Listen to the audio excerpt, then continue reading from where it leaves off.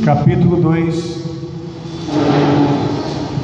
Nós iremos ler nesse instante somente um versículo que será a base da meditação de hoje. Amém, amadas? Primeira carta de Paulo aos Coríntios, capítulo 2, versículo 9. Como, porém, está escrito: as coisas que o olho não viu, o ouvido não ouviu, e não subiram à mente humana, são as que Deus preparou para os que o amam. Amém, amados? Eterno Deus, em nome de Jesus Cristo, teu Filho, foi que essa casa de oração foi aberta mais uma vez. Foi no nome desse mesmo Jesus que nós adentramos a essa casa. Fizemos toda a escola bíblica, estamos nesse momento do culto. Cantamos, ofertamos, e agora, Senhor, eu preciso, como sempre lhe peço, ouvir a tua voz. Fale comigo, fale conosco, pelo poder da tua palavra, que nesta hora o Espírito Santo trabalhe em minha vida e em nossas vidas, que a tua paz, meu Senhor, transborde em nossos corações, que as tuas bênçãos sejam abundantes sobre a vida dos teus filhos e filhas. Pai, a nossa oração em nome de Jesus, que toda a glória seja dada somente a ti, papai. No nome de Jesus oramos e te agradecemos. Amém e amém. Sente, irmãos, por favor.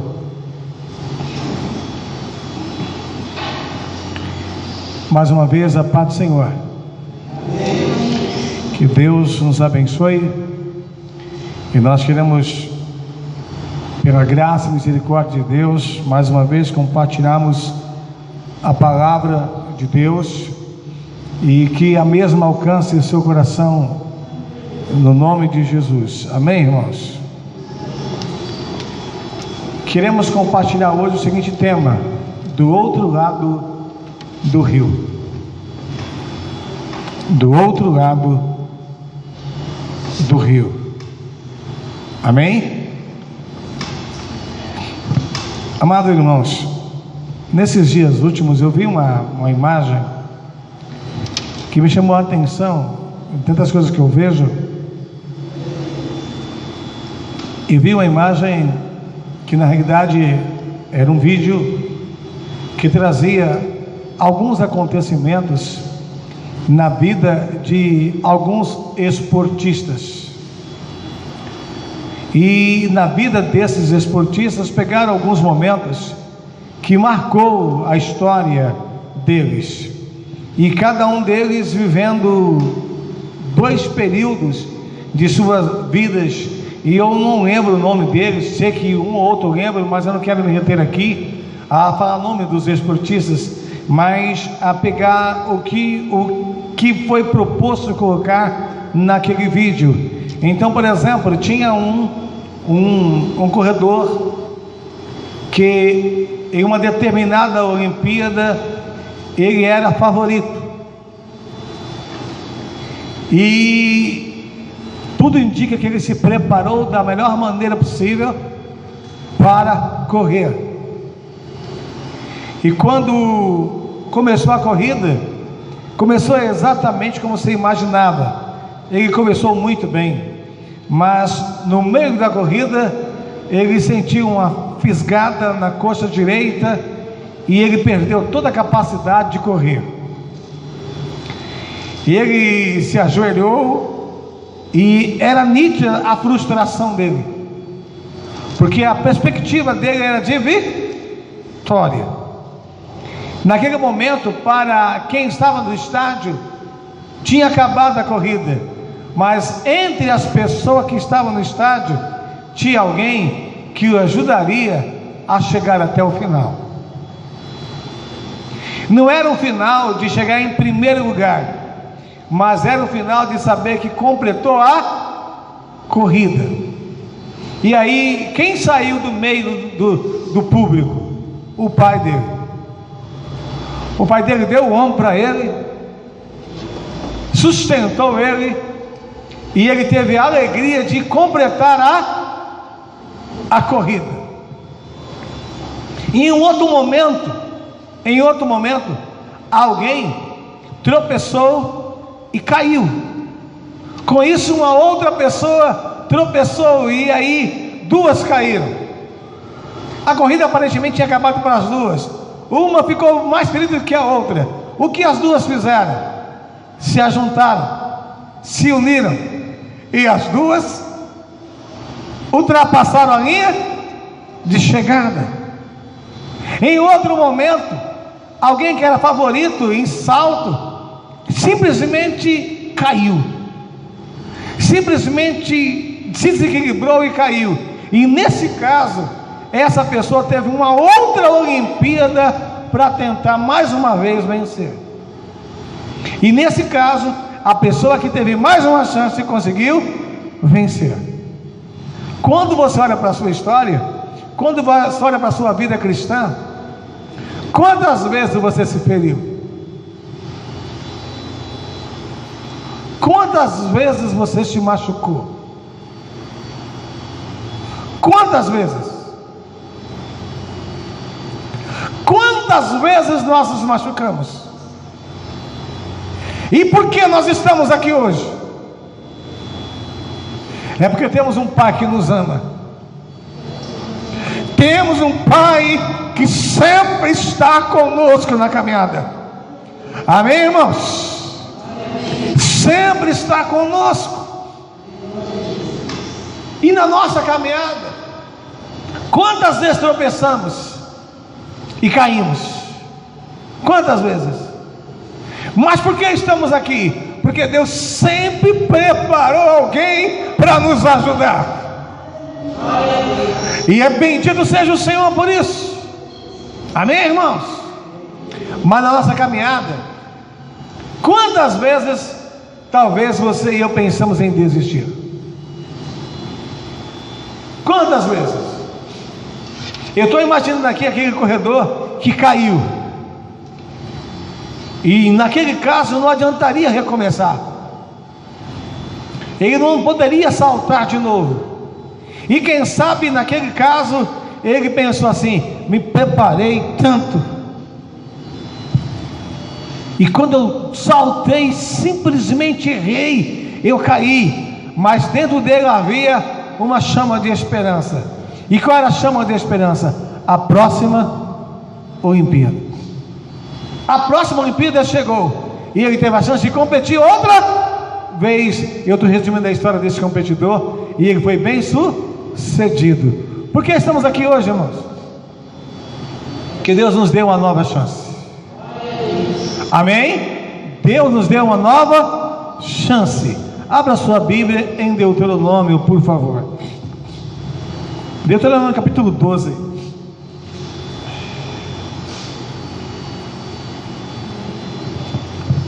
Deuteronômio 12, em nome do Senhor Jesus.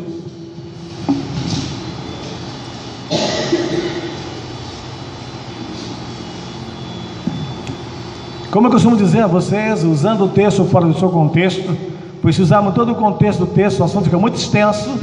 E dentro da proposta, eu quero ler com vocês aqui qual é a advertência, qual é o ensino que nós temos. Versículo 9. Capítulo 12, versículo 9 de Deuteronômio. Amém, irmãos? Assim está escrito: pois ainda não entrastes no descanso e na herança que vos dá o Senhor, o vosso Deus. Olha bem a expressão do texto: ainda não entrastes. Aí vem o versículo seguinte: passareis, porém, o Jordão. Passareis o Jordão e habitareis na terra que vos fará herdar o Senhor. Quando nós estamos na caminhada cristã, nós temos que ter como foco a herança herança que nós aguardamos. Amém, irmãos? A herança que nos é prometida. Mas enquanto você e eu estivermos de lá de cá do rio, em alguns momentos somos sujeitos a viver a experiência de um outro corredor, também de uma Olimpíada. E eu não vou citar nomes mais uma vez. Ele estava correndo, e você sabe de quem eu estou falando, e de repente entrou no meio da corrida alguém que não estava correndo, alguém que não participava da corrida, mas alguém que simplesmente entrou para atrapalhar. E essa pessoa que foi atrapalhada, ela tinha tudo para desistir, porque o alvo dela era a medalha de ouro, mas ela foi atrapalhada. E aquela pessoa que entrou segurou ele, impedindo que ele corresse. Só que outras pessoas interferiram, tiraram aquele homem, e ele continuou a correr. E quando ele entra no estádio, aplaudido. Sabe por quê? Porque ele não desistiu. Ele não desistiu. Por favor, meu irmão, na nossa caminhada cristã, se nós fôssemos falar aqui, quantas vezes você pensou em desistir? Nós enfrentamos dois grandes problemas na nossa caminhada cristã: um problema que é externo e um problema que é interno. O problema externo são pessoas e coisas que nos cercam, e o problema interno é a nossa própria natureza. Quando você enfrenta os problemas internos, você se decepciona com pessoas. Mas quando você enfrenta o problema interno, você se decepciona com você mesmo. Preste atenção. Quando você enfrenta os problemas externos, você se decepciona com as pessoas muitas vezes. Talvez aquele corredor pensou assim: puxa vida, essa pessoa me atrapalhou, ela me impediu de correr. Se ela observasse o que a pessoa fez, ela deixaria de correr, porque ela simplesmente olharia para algo que alguém de fora fez com ela. Mas a outra pessoa, se olhasse o próprio erro, ela não tinha onde colocar desculpa alguma. Enfrentar situações externas é difícil, mas é mais fácil do que enfrentar situações internas. Quando você e eu enfrentamos situações internas, é mais ou menos assim. Quantas vezes você teve uma experiência ruim na sua vida cristã? E eu tive várias vezes isso. E você fala assim, você pede perdão a Deus, e lá dentro do coração você faz: Deus, a partir de hoje eu vou mudar, agora você é diferente. Aí você começa tudo outra vez. No meio do caminho você faz o quê? Você erra de novo. E quando você erra de novo, a primeira coisa que você enfrenta é a frustração, é a decepção com você mesmo. Como recomeçar? Como continuar? Abra Salmos, por favor. Salmos capítulo 103.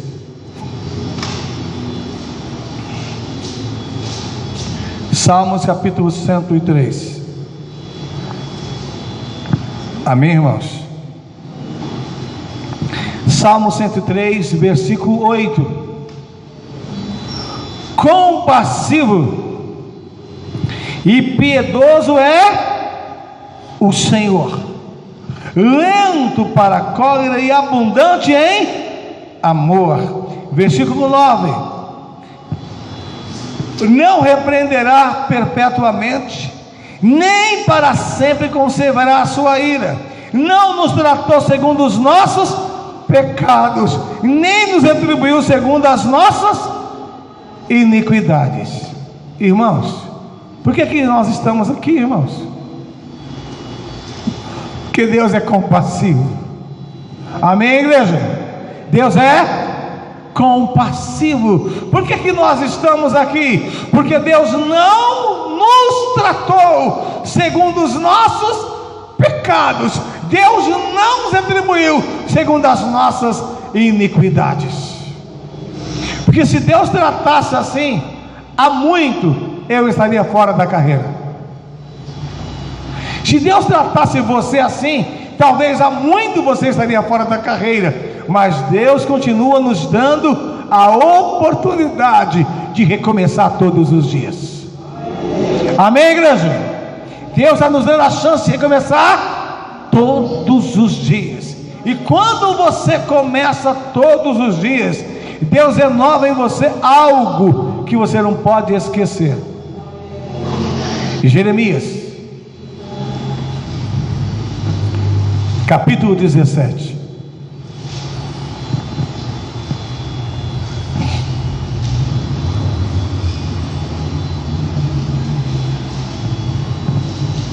Amém?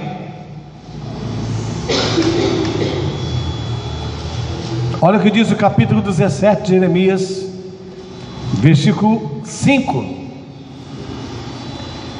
Assim diz o Senhor: maldito o homem que confia no homem, que faz da carne o seu braço, e cujo coração se aparta do Senhor. Versículo 6: esse homem que confia no próprio homem ou em si mesmo, ele será como o arbusto nos ermos, não verá prosperidade quando ela vier, morará em lugares secos do deserto, na terra salgada e inabitável. Ou seja, você e eu temos que entender que na nossa caminhada não podemos confiar em nós mesmos, e não podemos confiar em outra pessoa. Então, no versículo seguinte, versículo 7: bendito o homem que confia no Senhor e cuja esperança é o Senhor. Aleluia! Glória a Deus. Esse texto, irmãos, esse texto mostra para mim que eu não posso confiar em mim mesmo. O que acontece com a gente? Muitas vezes nós fazemos projetos confiando de alguma forma em nós mesmos, confiando nos nossos votos, confiando, não, Senhor, eu vou fazer, e você faz voto, e de repente você quebra o seu voto. Por que você quebrou o voto? Porque você colocou o eu na frente, e o eu é fraco, o eu é limitado, o eu não vai em lugar nenhum. Só Deus é o grande eu sou, só Deus é o Senhor, e só nele você pode firmar os seus pensamentos, só nele você pode se firmar. Só que você não pode esquecer, na caminhada você pode tropeçar, mas o Pai estará com você. Na caminhada você pode cair, mas Deus sempre vai colocar alguém junto de você, meu irmão. Deus sempre vai colocar alguém para te ajudar. Aleluia! Na caminhada, presta atenção, pessoas podem tropeçar uma na outra e ambas se ferirem, mas se ambas pararem e buscarem unidade, ambas vencerão a dor da queda juntos. E para alguém que achou, não tem mais jeito, é como se tivesse eu e você caminhando, e a gente de repente se tropeça, a gente se bate, a gente se machuca, porque a gente erra o alvo, e as pessoas olham que a gente se machucou, e alguém vai olhar assim: agora para esses dois já não tem mais jeito não. Mas vem o Espírito Santo, ajuda você a me entender, e eu a entender você. O que acontece? A gente dá as mãos, olha para frente e continua a caminhada, porque a linha de chegada está logo ali na frente. Aleluia, a linha de chegada está logo ali na frente. Não há tempo para ficar no chão, não há tempo para reclamar de dor. A linha de chegada está logo aí na frente, meu irmão. Aleluia. E muitas vezes a gente fica do lado de cá, esquecendo o que Deus preparou para a gente. Abre Isaías, por favor. Isaías 64.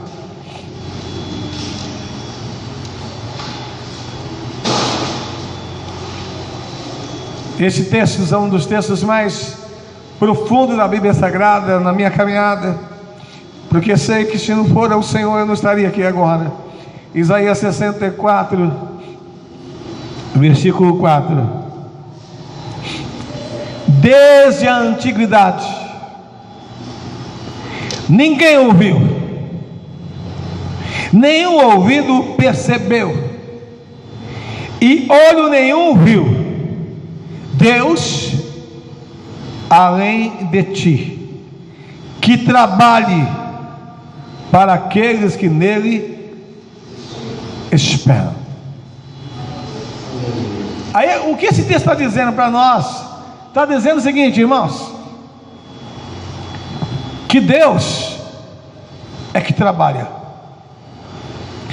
A gente aprendeu um hino do Brado de Júbilo, e é muito bom cantar o hino, e ele tem sua verdade, só que muitas vezes a gente esquece que esse hino, ele se torna inútil em nossa vida, se não fosse o trabalhar de Deus. Qual o hino? No serviço do meu rei eu sou feliz. É como se a gente falasse, Senhor, eu quero trabalhar, eu sou feliz trabalhando. É como se fosse nós que trabalhássemos para o Senhor. Só que a gente esquece que se não fosse o trabalho do Senhor em nós e por nós, nada poderíamos fazer na obra dele. Nada poderíamos fazer, mas Deus trabalha, irmãos, sem dormir, aleluia. Deus trabalha 24 horas por dia. Quando você pensa que Ele está longe, Ele está perto. Quando você pensa que Ele te esqueceu, Ele jamais esquecerá de você. Jamais esquecerá de você. E aí do lado de cá você pode se sentir só, do lado de cá você pode se frustrar, do lado de cá você pode decepcionar, mas é exatamente onde você está que Deus está com você. É onde você está, e não é só onde você está, é na condição que você está. Entenda isso. Aonde Jonas estava? No ventre do grande peixe. E por que ele estava no ventre do grande peixe?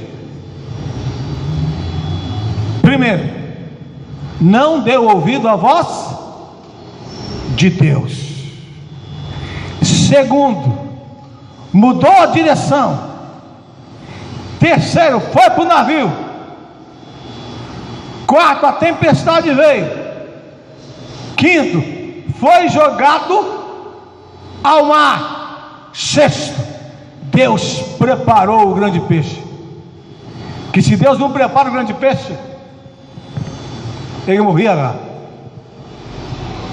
E quem preparou o grande peixe para ele? Deus preparou. Que se Deus não prepara por graça e por misericórdia, as escolhas de Jonas o levariam à morte. As escolhas de Jonas levariam à morte. E ele fez escolhas erradas, deixando de dar ouvido à voz de Deus. Mas Deus preparou o grande peixe, e foi lá no ventre do grande peixe que Jonas orou. Foi lá que Jonas orou, e foi lá que Deus ouviu a voz de Jonas. Amém, irmão? Amém, igreja? E aonde você está agora? Em que lugar você está agora? E eu não estou falando literalmente, mas quantas vezes você está na condição de uma pessoa frustrada, de uma pessoa decepcionada consigo mesmo, com pessoas? É nessa hora que o teu coração está triste, que Deus está pronto a te ouvir. É nessa hora que Deus está com você. É quando você se sente só, que Deus se manifesta e diz: eu estou com você, eu estou contigo. É nessa hora que a sua esperança se renova, porque a esperança é a presença de Deus eternamente contigo. Mas aonde Deus estava? Preste atenção agora. Elias estava dentro da caverna, e aparentemente Deus não estava dentro da caverna. Aí preste atenção, na onipresença Deus estava dentro da caverna, porque a Bíblia diz que não, Ele está em todos os lugares, amém? Só que na manifestação Ele estava fora da caverna. E por que ele manifestou fora da caverna? É que tem hora, irmãos, que quando Deus fala assim, ó: sai daí, sai. Sabe por que Ele fala para sair? É porque Ele sabe que se Ele não falar, você não sai. Ele fala para tirar você da sua decepção, da sua frustração, e aí você precisa dar ouvido à voz de Deus. Você precisa sair da caverna, você precisa enfrentar os seus medos, enfrentar os seus fantasmas da vida, a sua insegurança. E qual era o fantasma, qual era a insegurança de Elias? Quando Elias sai da caverna, ele fala: Deus, olha, eu estou sozinho, e Jezabel quer matar-me, e eu estou sem prazer nenhum de viver. Aí Deus fala basicamente isso: Elias, calma, Elias, calma, você está enganado, você nunca esteve só. Elias, eu estou com você. Além de eu estar com você, existem mais 7.000 pessoas em pé. Sabe o que é isso, irmãos? Tem hora que você pensa que na sua caminhada cristã você é a única vítima. Só você está sofrendo, ou só você é herói. Só você está sofrendo, ou só você é o bom. Não. Primeiro, bom só Deus é bom, ninguém mais é, amém? Mas quando você estiver sofrendo, lembra desse texto que você vai ler agora, Pedro, abra Pedro. Quando você estiver sofrendo, e não importa o porquê do seu sofrimento, 1 Pedro capítulo 5,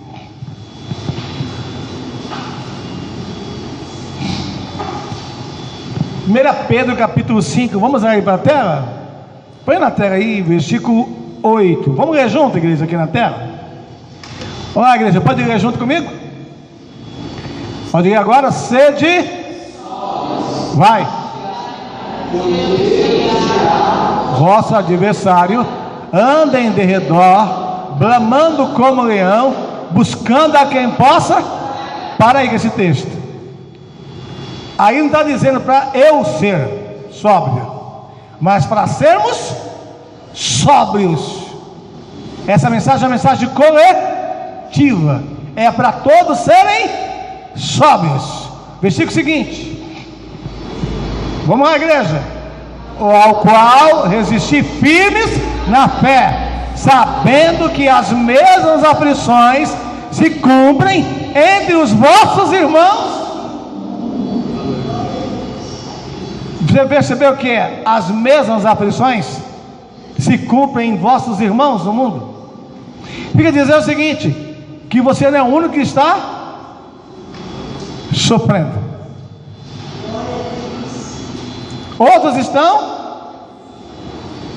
sofrendo, mas exatamente a igreja que está no mundo, Jesus falou assim: Pai, não os peça que os tire do mundo, mas que os livre do mal. É essa mesma igreja que ele falou: no mundo tereis, mas tende bom ânimo, eu venci o mundo.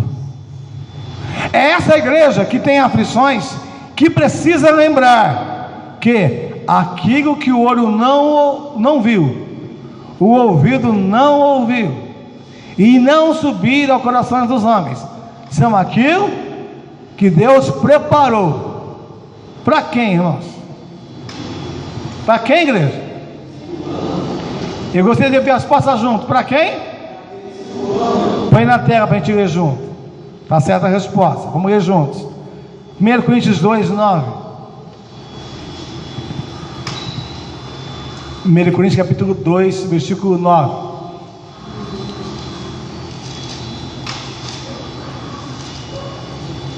Vamos lá para a gente ler todos juntos, já chegando para o final dessa meditação. Vamos lá, igreja.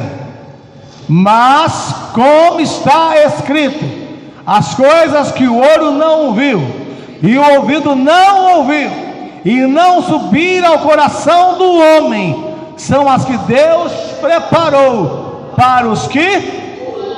Não é para os crentes, irmãos. Crente tem muito. É para quem? É para aqueles que o amam. E é só para esses que vem a verdade do versículo seguinte. Vamos ao versículo seguinte, que eu só li o 9 com vocês. Mas Deus nos revelou pelo seu... Para aí. Irmãos, presta atenção nisso.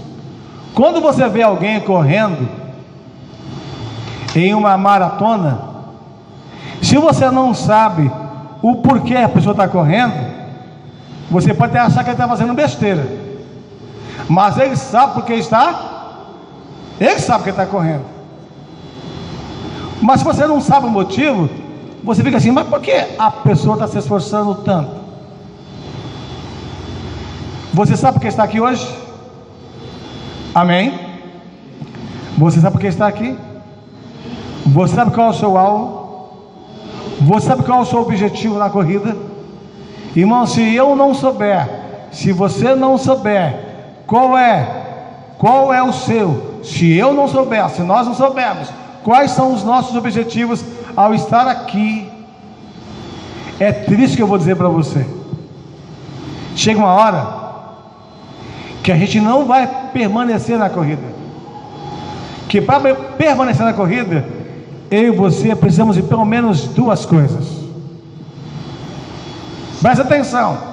Para permanecer na corrida, precisamos de pelo menos duas coisas. Quais são elas? Filipenses. Filipenses capítulo 3.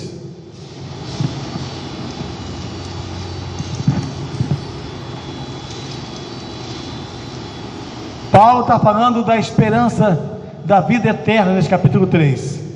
E aí eu leio alguma coisa, alguma parte do texto para nós entendermos juntos, e depois eu leio uma parte com vocês.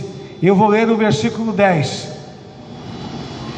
3:10. Desejo conhecer Cristo e o poder da sua ressurreição e a comunhão dos seus sofrimentos, conformando-me com ele na sua morte, para ver se de alguma maneira posso chegar à ressurreição dentre os mortos. Para aí um pouquinho. Paulo está dizendo, irmãos, que a esperança dele após a morte era alcançar a ressurreição dos mortos. Paulo está falando isso. Paulo está entendendo que o tempo dele estava chegando ao fim, e a grande esperança dele era alcançar a ressurreição. E ele vai continuar a escrita, versículo 12: não que já tenha alcançado ou que seja perfeito, mas prossigo para alcançar aquilo para o que fui chamado ou fui alcançado por Cristo Jesus. Agora vamos juntos no versículo 13. Vamos, igreja. Irmãos,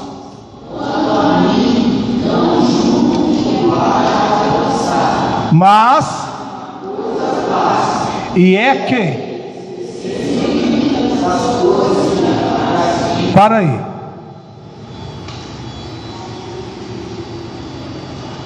Se você olhar desse momento para trás, quantas coisas ficaram?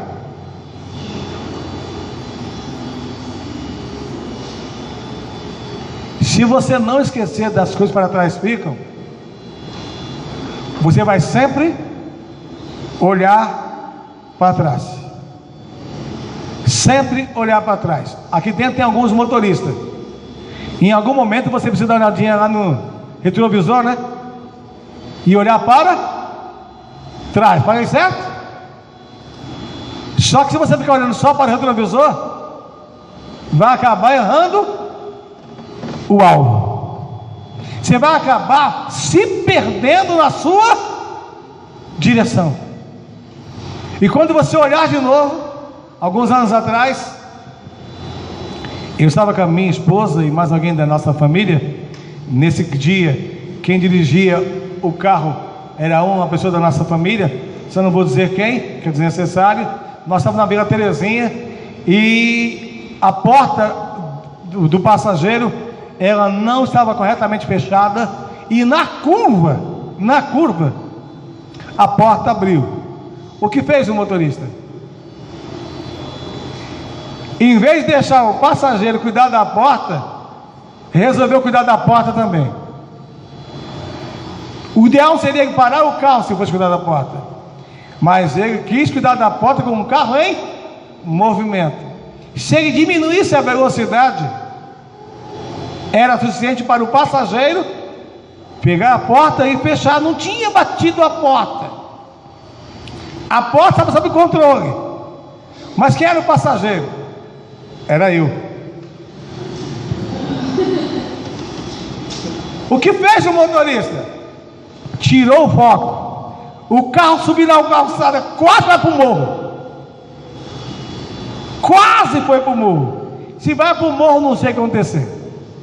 Isso faz mais ou menos uns 27 anos. Eu e você, irmãos, temos que estar atento nas nossas ações. É necessário você esquecer as coisas para trás ficam. Quando você esquece, não quer dizer que você não se lembra.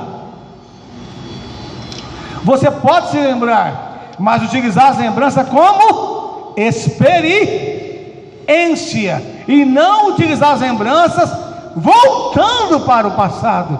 E quando você volta para o passado, você vai lembrar, por exemplo, vai falar isso ainda, está cedo. Lembrar, por exemplo, de uma gostosa comida que você comeu no passado, né? Mesmo quando eu lembro de uma gostosa comida que eu comi mais ou menos uns 20 anos atrás, eu lembro. Sabe que efeito ela tem hoje? Nenhuma. Só está na minha memória. Mas eu também lembro de um dia que eu comi a comida mais horrível da minha vida. E a pessoa que eu estava na casa sabia que eu gostava daquela comida. Você come bem, comprou, encheu o prato de novo. Eu quase corri quando estava na comida. Porque a comida estava muito ruim.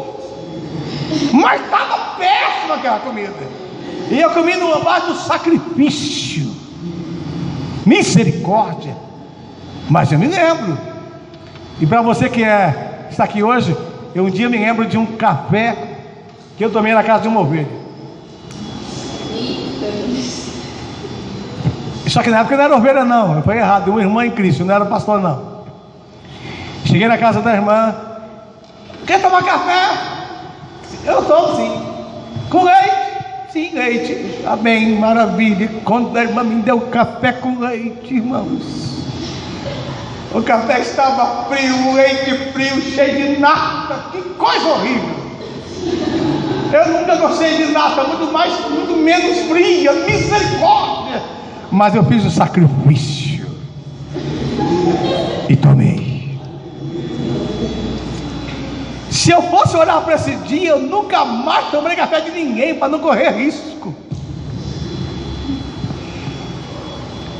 E aí, para finalizar essa parte da história, eu fui pastor numa família no estado que eu passei. Quase falei o estado. E aquela casa, irmãos, era uma casa, segundo eu fiquei sabendo, uma das pessoas que passou antes de mim não tomava água em copo de massa de tomate. Se você fosse servir água para ele, tinha que ser um copo de vidro, copo que se toma refrigerante, se toma água. Copo, mas tomate é coisa de pobre.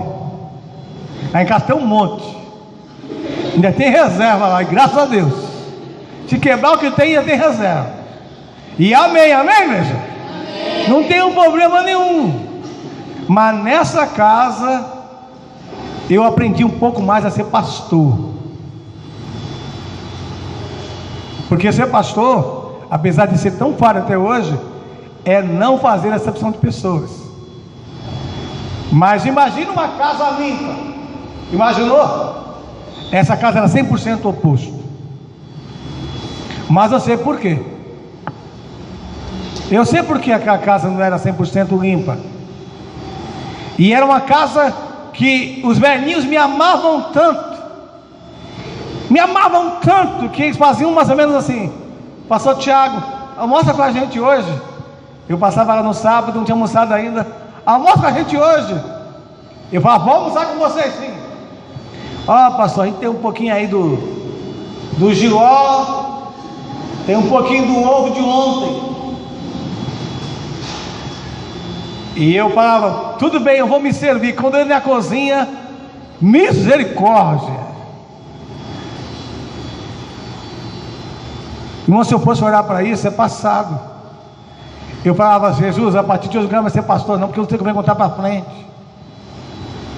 Mas outra coisa, irmãos, não é pelo lado bom que eu sou pastor, é por Cristo que eu estou aqui. É por Cristo. Você não está aqui porque eu sou bonzinho, porque eu sou malzinho. Você está aqui por causa de Cristo. Então Paulo vai dizer o quê? Olha lá, irmãos, olha o versículo seguinte. Olha o texto, o versículo seguinte, 14. Prossigo pelo prêmio em Cristo Jesus. Se você quer ultrapassar o outro lado do rio, você precisa enfrentar as dificuldades daqui. Amém? Você precisa enfrentar as diversidades daqui. E dessa forma você vai caminhando. Deixa eu finalizar com uma certa experiência que eu tive. Frustração, decepção. Em um dado momento, por razões que eu não posso ser detalhista aqui agora, algumas pessoas não estavam me dando a paz do Senhor. Presta atenção dizendo, irmãos. Por alguma razão, algumas pessoas, imagina eu chegasse aqui hoje e fosse dar paz do Senhor para alguns de vocês, e um ou outro não quisesse me responder a paz. Eu enfrentei a situação a certo tempo na minha vida. Eu ia dar a paz do Senhor para a pessoa virava o rosto para mim. Eu estava sendo rejeitado por um grupo de pessoas, não importa onde. E aí eu pedi a Deus muita força para não desistir da caminhada naquele período. E um dia, irmãos, finalizando aí, presta atenção, eu entrei no mercado. E quando entrei no mercado, que eu viro o carrinho num certo corredor, eis que uma daquelas pessoas estava lá. Eu vi a pessoa, mas a pessoa não me viu segundo o que eu entendi na hora. Sabe o que eu pensei? Vou fazer de conta que eu não vi também. Vou fazer de conta que eu não vi. E virei o carrinho para o outro lado. Quando eu virei o carrinho para o outro lado, o Espírito Santo falou no meu coração: vai lá dar paz para ela. Irmãos, como foi difícil. Como foi difícil eu vencer o meu eu. Eu orei as conduções mais rápidas. Eu falei: Deus, me dá condição. Porque qual era o meu receio? Era ir lá e mais uma vez a pessoa não me responder. Só que tem um detalhe: você nunca dá a paz do Senhor para receber a paz. Você só pode dar se você tem paz. Você só dá se você tem. Jesus falou assim, ó: se a pessoa tiver paz, vai receber paz. Se ela não tiver, não vai receber. E eu fui lá e dei a paz para uma pessoa. A pessoa quase teve um treco, porque ela não esperava encontrar-me naquele mercado, mas esperar que o Espírito Santo me deu força, meu irmão. Foi lá que Ele me deu força. E eu posso dizer a você hoje que na sua caminhada, antes de você atravessar o rio, o Espírito Santo está com você. Quem revelou as coisas dos céus para a igreja foi o Espírito Santo. Quem revelou a Nova Jerusalém foi o Espírito Santo. Quem nos ensinou o amor de Deus foi o Espírito Santo. É por isso que você pode caminhar. Não olhe para a tempestade, porque na tempestade tem alguém que está te segurando. Não olhe para a tempestade, olhe para quem está com você na tempestade. Enquanto a tempestade durar, Deus estará com você. Enquanto a tempestade durar, seguro você vai ficar nas mãos de Deus. Deus vai segurar você até que a tempestade passe. Aleluia. Deus vai segurar você. Aleluia. Você vai habitar em segurança no tempo certo, na hora certa, porque grande é o Deus que trabalha na sua vida. Grande é o Deus que trabalha em nossas vidas. Deus nunca falhou e nunca vai falhar. Só que do lado de cá vai ter tempestade ainda. Foi assim que Israel viu. Israel viveu tanto tempo no sofrimento. Quando saiu do sofrimento, agora acabou. Não, daqui a pouco vem adversário.